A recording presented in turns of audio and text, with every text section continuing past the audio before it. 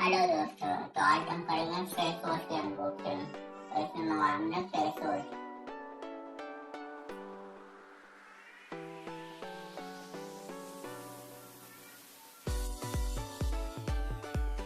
Face wash का नाम है, आके पढ़ लीजिएगा, इंग्लिश में आते नहीं पढ़ने और नहीं तो सुनना पड़ेगा।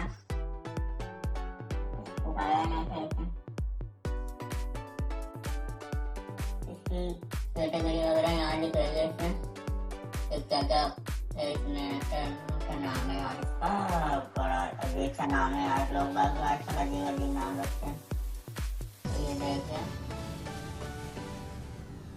छोटी सी शीशी है।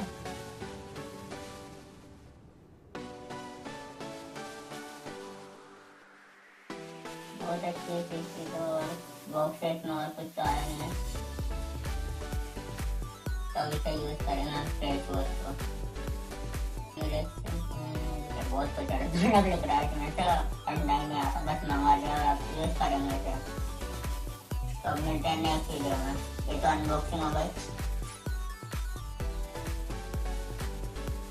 तो बाय।